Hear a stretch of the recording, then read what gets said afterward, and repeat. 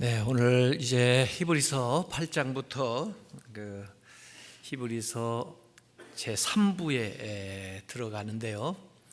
이제 8장 1절부터 13절까지는 예수님께서 사역하시는 하늘의 지성소, 또 그 근거가 되는 새 언약에 대해서 말씀을 하는데, 사실 이 3부의 전체적인 그 본문이라고 할까요? 그 구약에 인용되는 말씀이 8절부터 12절까지 나와 있는 것은 예레미야서 31장 31절부터 34절에 나오는 말씀을 기초로 해가지고 여기 8장부터 10장까지의 이 히브리서 제 세 번째 부분을 설명을 해주고 있습니다. 우선 오늘 읽은 8장 1절부터 6절까지는 하늘 지성소, 그 장소에 대한 이야기를 해주고 있습니다.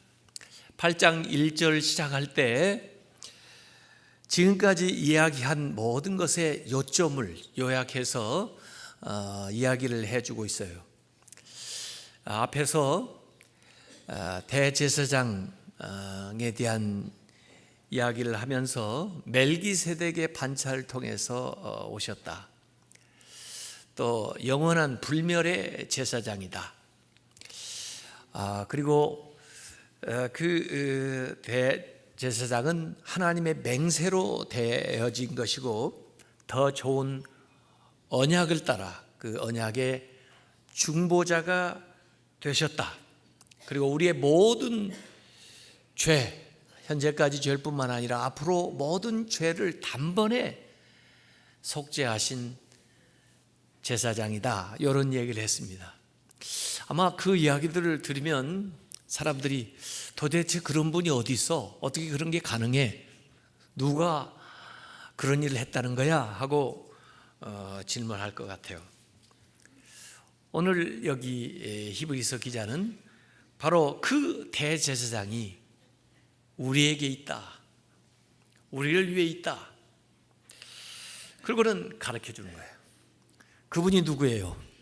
예수 그리스도다, 이렇게 가르쳐 주는 거예요. 이 예수 그리스도가 우리에게 있다는 것이 얼마나 다행이며 얼마나 큰 은혜이며 또 정말 우리에게 평안과 안심을 가져다 주는가 생각해 볼 수가 있습니다. 이전에 레위 지파를 따른 제사장은 자기들이 보기에도 불완전한 게 너무 많아요. 영적으로도 그렇지만은 인격적으로 삶에 있어서도 정말 본받을 수 없는 그런 모습들이 많이 보이기 때문에 저들이 인도하는, 또 저들에게 가서 드리는 이 모든 것들이 과연 나한테 효과가 있겠나 의심이 일어날 때도 있고, 또 그래서 걱정이 되기도 하고, 또 그러면서 마음속에 두려움이 일기도 할 텐데, 그럴 필요 없다는 거죠. 우리에게 이렇게 완벽한 대제사장이 계시는데, 그분이 하나님의 아들로서 우리를 위하여 중보자가 되신 예수 그리스도다라고 분명하게 이렇게 밝혀주고 있는 겁니다. 아마 그 당시에 히브리인들은 걱정이 많이 있었을 것 같아요. 왜냐하면 예루살렘 성전에서 드리는 제사만 유효하다 이렇게 생각하니까 노심초사, 예루살렘을 다른 민족에게 뺏기면 어떻게 하나, 예루살렘 성전이 무너지면 어떡하나, 그런 걱정이 있었을 것 같아요. 또 내가 멀리 살고 있는데 이 예루살렘에 올 수 없으면 어떡하나, 제사장 앞에 나올 수 없는 처지가 되면 어떻게 하나, 또 우리를 위해서 제사 드려준다는 제사장이 잘못되면 어떡하나, 저 사람이 사라지면 어떡하나, 또 제물을 드려야 되는데 내가 재물을 가지고 나올 형편이 안 되면 어떠거나 하간에 수없이 많은 걱정과 두려움이 있었을 거예요. 그런데 걱정할 필요가 없다는 거죠. 이러한 대제사장이 우리에게 있다는 거. 그 대제사장의 섬김은 언제든지 어디서든지 계속된다는 거. 왜냐하면 그분의 위치가 현재 지상에 있지 않고 천상에 계시기 때문에 모든 지상의 것을 다 총망라해 가지고 더구나 영원히 계시기 때문에 언제나 우리를 위해서 그 제사장의 직분을 감당하실 수가 있다는 거예요. 그래서 오늘 1절에 하늘에서 지극히 크신 이의 보좌 우편에 앉으셨다 그랬습니다. 우리를 위한 그 대제사장은 이 지상에서의 사역을 행할 뿐만 아니라 그것을 다 마치시고 승천하셔서 하나님 우편에 앉아 계시다는 거예요.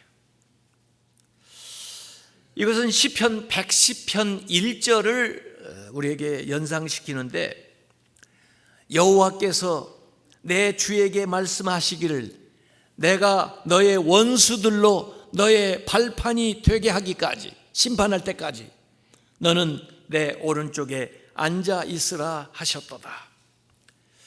예수님께서 십자가에 못 박혀 돌아가실 때 다 이루었다 하셨는데 우리의 모든 속죄 일을 다 마치시고 하나님 우편에 지금은 앉아 계시다는 거예요.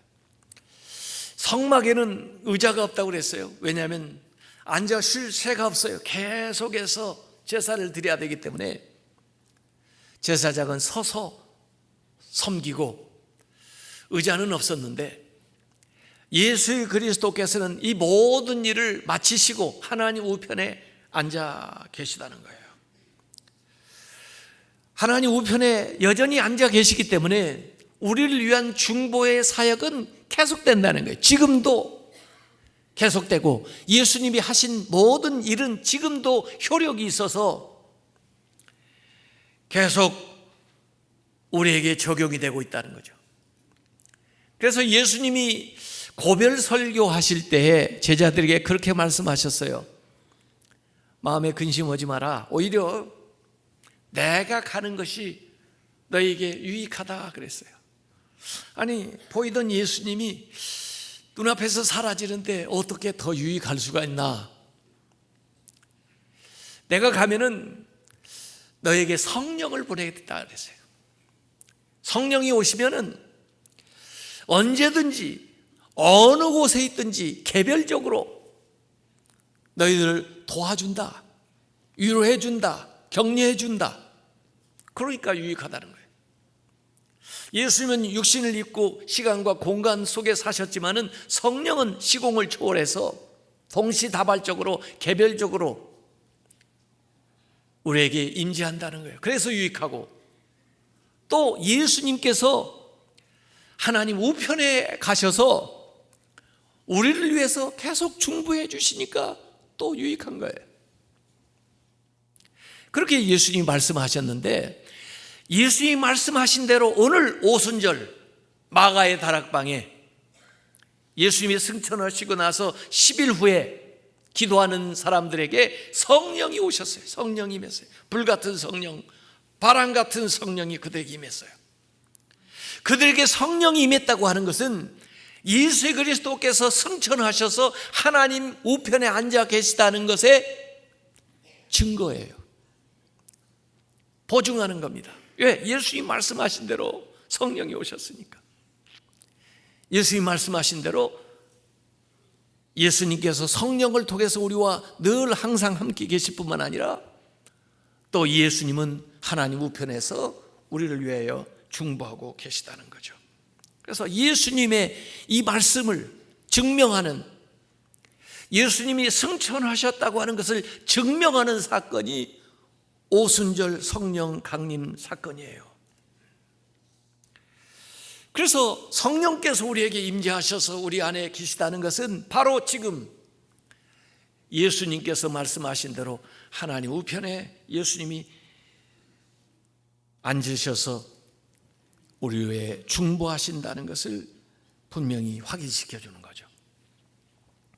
이런 제사장이 우리를 섬겨준다 하는 것이 오늘 말씀이에요. 2절에 성소와 장막에서 섬기는 이시다 이렇게 얘기했는데, 그것을 제 말로 번역을 해보면 사람이 아니라 주님께서 세우신 지성소와 참된 장막에서 섬기는 분이다 이렇게 얘기했어요. 사람이 만든 장소가 아니라 하나님이 만드신, 사실 하늘의 성소에서 섬기시는 분이다. 원래 성막을 만들게 될 때 시내산에서 하나님께서 모세에게 이 율법을 주시는데, 율법 가운데 십계명을 출애굽기 20장 주시고, 그 다음에 성막의 제도에 대해서 가르쳐 주세요. 십계명은 생활 속에서 실천해야 될 법이고, 성막은 하나님과의 관계, 신앙생활에서 어떻게 하나님을 예배하며 살아가야 되는가 하는 것을 가르쳐 주는데, 거기에 이제 성막 제사 제도가 핵심을 이루고 있어요. 그것이 출애굽기 25장에서 27장까지 나옵니다. 그래서 성막을 만들려고 하는데 그 성막의 제도를 하나님께서 쭉 말씀을 하시는데, 그 말씀으로만 하시는 것이 아니고 그 성막을 보여주세요. 눈으로. 아직 지상에 만들어지기 전에 하늘의 성막을 모세에게 보여주시는 거예요. 그리고 그대로 그걸 따라서 본을 따라 만들려고 하는 거예요. 그래서 출애굽기 25장 40절에 너는 삼가 이 산에서 너에게 보인 양식대로 할지니라. 하나님이 보여주신 대로 하라는 거예요. 들은 대로 하는 거하고 본 대로 하는 거하고 어떻게 다를까요? 들은 대로 하는 건요, 아직 나타나지 않은 것을 듣고 만들어서 보일 수가 있어요. 그런데 보인 대로 한다는 것은 이미 기존에 있는 것을 본 대로 하는 거예요. 이 성막은 없던 걸 듣고 만들어내는 창안한 것이 아니고 하나님이 보여주신 것을 따라서 만든 겁니다. 그러니까 보여주신 것이 원형, 오리지널이고 만든 성막은 모형이죠. 그것을 따라서 만든 거예요. 그래서 히브리서 오늘 읽었던 8장 5절에 이렇게 분명히 표현을 해놨어요. 그들이 섬기는 것은 하늘에 있는 것의 오리지널의 실체의 모형과 그림자라. 모세가 장막을 지으려 할 때 지시하심을 얻은 것 같으니, 아까 출애굽기 25장에 나왔던 말씀이죠. 삼가 모든 것을 산에서 너에게 보이던 본 패턴, 튜포스라고 헬라어로는 되어 있는데 그 본을 따라 지으라 하셨느니라 그랬어요. 우리 교회는 이제 그 옷을 만드는 분들이 좀 여러 분 계시니까 그 본 하면 아실 거예요. 패턴, 본을 떠가지고 그 다음에 그걸 따라서 이제 옷을 만드는 건데, 그래서 하늘나라에 있는 것의 모형이요 그림자요 본으로서 성막을 만들었고, 모세가 그렇게 성막을 만들어 놓은 것을 나중에 가나안 땅에 정착을 했을 때 다윗과 솔로몬이 또 그 본을 따라서 성전을 지었고, 또 그것이 무너졌을 때 스룹바벨은 다시 그것을 상기하면서 재건을 했고, 오늘날에 와서는 이스라엘의 그 성전이 무너져서 예루살렘 성전 흔적도 찾아볼 수 없고 벽만 남았는데, 오늘 세계에 퍼져 있는 교회들이 그러한 과거에 보여줬던 성막과 성전의 그 의미를 부여해가지고 이 예배당을 만들고 있는 거예요. 이 예배당이 실체가 아니고 실체는 하나님 나라에 있는 것이 원형인데 그것을 이런저런 식으로 반영을 해가지고 만들어 내는 거죠. 그러니까 이렇게 복사한 것하고 원형하고 오리지널하고 차이가 있는 거예요. 지상의 천막 이전에, 성막 이전에 천상에 참된 지성소가 있었고 그 지성소는 영원히 변치 않고 계속되는 것인데 우리에게 있는 이 대제사장은 그 천상의 제사장으로서 계속 섬기고 있다고 하는 이야기를 하는 거예요. 저녁에는 달빛도 우리에게 빛을 주는 것 같아서 반가운데 날이 새고 태양이 비치면 심지어 달이 있다 할지라도 이 햇빛이 빛을 주고 있다는 것을 우리가 알 거예요. 그래서 달이 있어도 해가 빛을 준다는 것을 인정하는 것처럼 원래의 그 실체는 하늘나라의 지성소, 참된 성소라고 여기 얘기를 하고 있는 거죠. 그래서 이 지상에 있는 교회든지 그 당시에 그들이 가지고 있었던 성전이든지 성막이든지 모든 것들은 하늘의 예루살렘을 지향을 해야 돼. 하늘의 지성소를 지향을 하고 또 그 모습을 회복하도록 노력을 해야지 이 지상의 어떤 교회도 완벽한 교회가 없어요.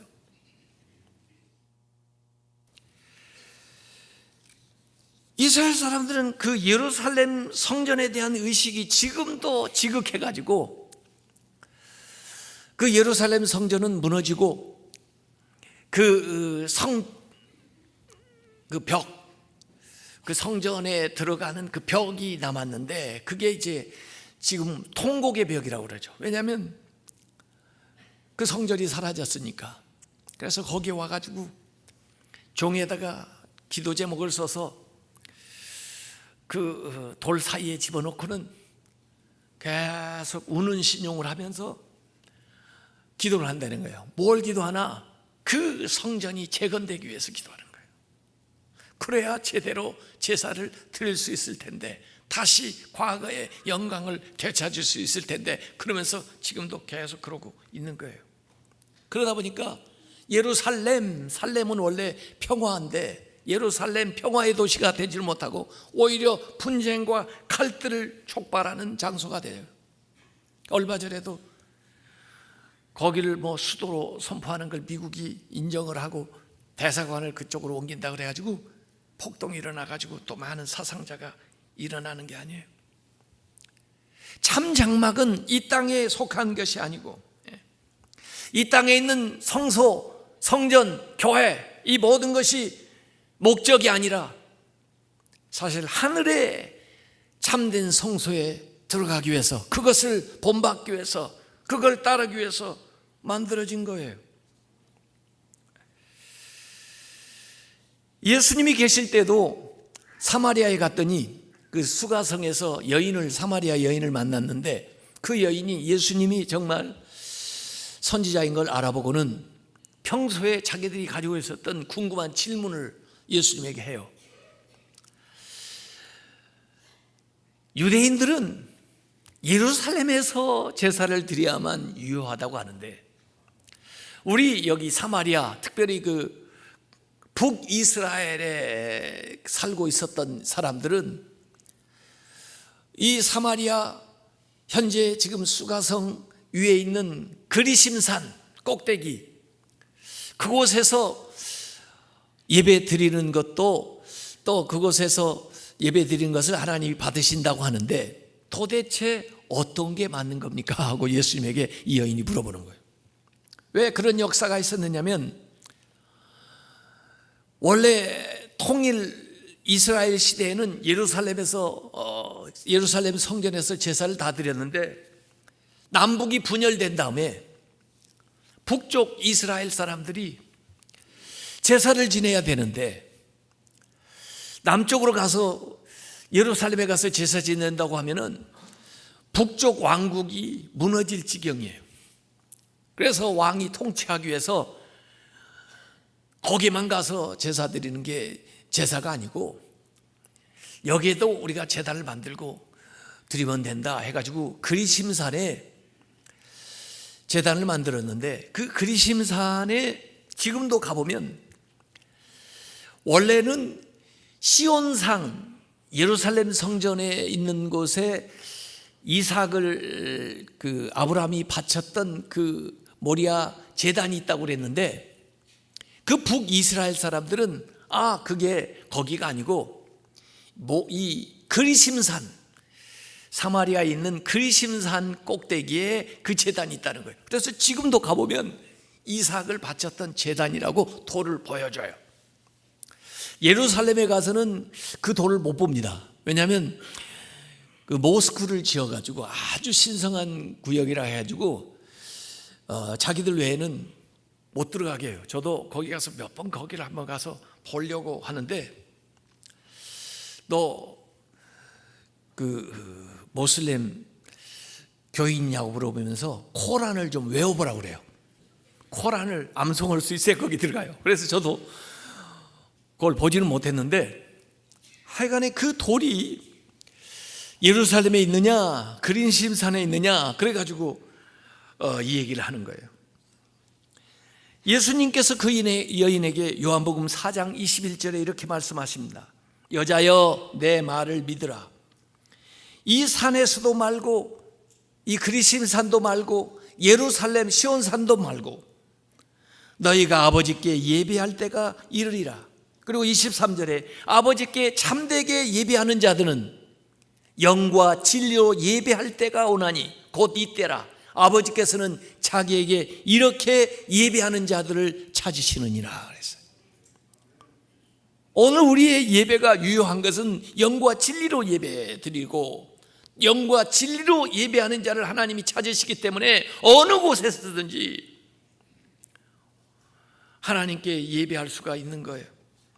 그러나 이스라엘은 AD 70년에 로마 디도 장군에 의해서 예루살렘이 완전히 멸망하고 성전까지 파괴된 다음에는 제사장이 제사 일을 더 이상 할 수 없게 된 때에는 그들은 그러면 어떻게 하나님을 섬기며 제사장의 일을 더 이상 하겠어요? 그래서 그걸 재건해야 된다고 울고 그러지만은 이것은 모형이요, 참된 예루살렘은 하늘에 있다는 거. 그 예수 그리스도께서 우리를 위해서 그곳에서 우리를 위해서 섬긴다는 거고, 또 예수님께서 우리를 위해서 섬기시는데 자신을 들여서 섬기셨다는 말씀이 오늘 나와요. 제사장들마다 섬긴다 할지라도 제사장은 꼭 예물이나 제물을 가지고 가서 섬겨야 됐어요. 그래서 제사장과 예물이 이렇게 분리되어서 나타났는데, 예수님은 섬기시면서 자신을 들여서 우리를 섬기셨어요. 제사장과 제물이 하나가 된 거죠. 대제사장적 제물이 되신 거예요. 오늘 앞에 읽었던 히브리서 7장 26절에도 예수님에 대해서 설명할 때 그분은 거룩하고 악이 없고 더러움이 없고 죄인들에게서 떠나 계시다 이렇게 얘기를 했는데, 요 설명들을 가만히 들어보면 제물의 조건에 해당해요. 제물이 되려면 정결해야 되고 흠이 없고 티가 없는 것을 가져다가 드려야 되는데, 예수님께서는 거룩하고 악이 없고 더러움이 없고 죄인들에게서 떠나 계신 분으로서 자기 자신을 드림으로 단번에 드리심으로써 이 모든 것들을 완성하셨다는 거예요. 그래서 히브리서 9장 11절과 12절에 보면 그렇게 설명하고 있습니다. 그리스도께서 장래 좋은 일에 대제사장으로 오사 손으로 짓지 아니한 곧 이 창조에 속하지 아니한 더 크고 온전한 장막으로 말미암아 염소와 송아지의 피로 하지 아니하고 오직 자기의 피로 영원한 속죄를 이루사 단번에 성소에 들어가셨느니라. 그래서 더 크고 온전한 장막, 그리고 온전한 제물 가지고 단번에 성소에 들어가셨다 이거예요. 어떤 레위 제사장도 할 수 없는, 어떤 인간 제사장도 할 수 없는 이 일을 예수님께서 하셨어요. 사실 이런 일에 대한 예언은 구약에도 창세기부터 나와요. 창세기 아담과 이브가 범죄했을 때, 그들이 허물을 가릴 수 없을 때 양을 잡아서 가죽옷을 입힐 때, 그때 이미 이 대속하는, 구원하는 하나님의 은혜와 사랑이 거기 들어가 있고, 아브라함이 이삭을 모리아산에서 바치려고 할 때 그 대신 하나님이 준비한 양을 통해서 그 대신하는 이 모든 모형들이, 또 성막에서 드렸던 그 제물의 모든 그 제물들이 예수 그리스도를 예표하고 있는 거죠. 그래서 예수님은 제사장으로서, 제물로서 완벽한 제사장이면서 제물이신 이런 제사를 하나님께 드렸다는 거예요. 그게 예배소서 5장 2절에도 그리스도께서 너희를 사랑하신 것 같이 너희도 사랑 가운데 행하라. 그는 우리를 위하여 자신을 버리사 향기로운 제물과 희생 제물로 하나님께 드리셨느니라 그랬습니다. 그래서 예수님은 그 모세의 율법 아래 섬겼던 제사장들과는 완전히 다르다는 거죠. 예수님의 제사 직분은 그것이 오리지널이고, 그것이 영원한 것이고, 그것이 완벽한 것이다. 레위 제사장직은 모형이고 잠정적이고 불완전한 것이었다는 거죠. 그럼에도 불구하고 유대 제사장들을 존경하고, 또 그들의 직분을 아름답게 여기고, 또 그들이 상당한 지위에 있었다면 예수님은 얼마나 더 아름다운 직분을 가졌느냐 하는 것이 오늘의 결론이에요. 예수님은 더 아름다운 직분을 가지셨다. 이 아름다운이라는 말은 사실은 탁월한, 더 훌륭한 그런 뜻이에요. 더 훌륭한 직분을 가지셨다는 거예요. 왜? 레위 제사장은 하나님의 명령으로 된 거지만은 이 예수 그리스도의 대제사장은 하나님의 맹세로 된 것이고, 앞에 7장에서 얘기한 것처럼 더 좋은 언약의 기초에서 된 것이고, 더 좋은 언약의 중보자로 하신 것이기 때문에 더 위대한 직분을 예수님이 가지셨다는 거예요.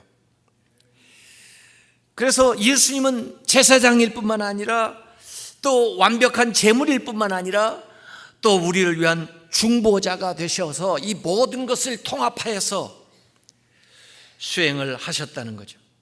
그래서 이 하늘의 성소에서 그 섬기시는 예수님의 제사장의 그 탁월함을 드러내고 있어요. 이 지상에서 사역으로 끝나는 레위 제사장과 달리 천상에까지 이어지는 사역을 하셨고, 이 세상에서 우리에게 행복을 주는 것에서 끝나지 않고 하늘나라의 구원을 얻게 하는 데까지 우리를 인도하셨고, 우리를 세상의 죄에서 속죄함을 받게 하는 데서뿐만 아니라 우리를 의롭다 하고, 그리고 우리를 거룩하게 하는 성화의 차원에까지 인도해 주시기 때문에 예수님의 그 제사장 직분은 superior, 탁월하신, 더 탁월하신 직분이다, 이렇게 말씀을 하고 있는 겁니다. 자, 오늘 읽은 6절까지의 대목을 여러 번 읽어보면 마음에 남는 단어가 하나 나와요. 섬김이라는 단어예요. 섬김. 2절에도 제사장으로서 섬기는 거, 5절에서도 섬기는 것이 나오고요. 사실 6절에는 그 섬긴다는 말이 직분이라는 말로 나와요. 더 아름다운 직분할 때 미니스트리, 섬기는 거거든요. 예수님이 그렇게 탁월하신데 예수님이 하시는 일은 계속 섬긴 거예요. 예수님이 그 섬김으로써 사실은 그 탁월해지신 거예요. 예수님께서 이 세상에 계실 때도 제자들에게 그렇게 얘기했습니다. 너희들이 하늘나라에서 크고자 하느냐? 섬기는 자가 되라. 근데 그 말씀대로 어느 누구보다도 더 깊게 낮아지셔서 더 넓게 섬기시고 더 오래도록 섬기시기 때문에 예수님께서 어느 인생보다도 더 탁월한 직분을 감당하신 거죠. 이 직분은 이 세상에서뿐만 아니라 하나님 나라에까지 인도하는 직분이에요. 이 직분, 우리가 세상에서 직업을 가지고 있죠. 그하고 이제 교회 안에서 하는 이 직분, 미니스트리하고 조금 단어를 비교해서 생각해 볼 수가 있는데, 이 미니스트리는 섬기는 거거든요. 교회 안에서 섬겨라고 주신 직분이 참 아름다운 거고, 그것을 사모하고 그걸 잘 충성스럽게 감당하라고 그러는데, 집사님, 권사님, 안수집사님, 장로님, 전도사, 목사, 이게 다 섬기라고 주신 직분이에요. 그것은 이 세상뿐 아니라 하나님 나라까지 지속되는 섬김이에요. 모르겠어요. 목사는 가다가 사라질지 몰라도 하늘나라 가면 찬양되는 계속 있다고 하더라고요. 하나님을 찬양을 하니까. 예수님이 이 세상에 계시면서 제사장이 되질 않았어요. 오히려 예수님은 목수일을 하셨어요. 그러나 예수님은 그 섬기심으로 어느 누구 어떤 제사장보다 위대한 탁월한 분이 되셨다는 거예요. 세상의 직업도 아이들에게 어떤 직업을 갖고 싶으냐 그걸 물어보면 돈 많이 버는 직업이요 그래요. 글쎄 뭐 돈 많이 벌면 뭐 좋겠죠. 또 어떤 사람들은 인기 있는 직업이요. 그래가지고 어렸을 때는 그 스포츠 스타나 연예인들이 되기를 그렇게 좋아하나 봐요. 그래 조금 자라다 보면 사람들이 이 얘기를 해요. 야, 그런 것도 다 좋지만은 좋아하는 일을 해야 돼. 왜? 평생 해야 되니까 자기가 좋아할 수 있는 일을 찾아가지고 좋아하는 일을 해봐. 그 좋아하는 일을 하면 잘할 수 있게 돼. 잘하게 돼. 그러면 필요한 만큼 돈도 따라온다고. 그런 정도가 우리가 직업에 대해서 얘기하는 거예요. 근데 그것이 전부 자기중심적이에요. 자기를 위한 것이에요. 우리의 직분이 더 아름다운 직분이 되려면은, 교회의 직분이 더 아름다운 직분이 되는 이유는 자기를 위한 것이 아니라 섬기기 때문에 그래요. 남의 유익을 위한 것이기 때문에 그래요. 남의 유익을 위해서 행해야 그 직분이 아름다워지는 것입니다. 예수 그리스도가 더 탁월한 직분을 얻으시게 된 것은 모두 다 남을 위해서, 심지어 자기조차 희생 제물로 드려가지고 남을 섬겼기 때문에 더 아름다운 이름을 얻게 된 거예요. 앞에 세월호 때 그 양대홍 사무장 얘기를 보셨죠?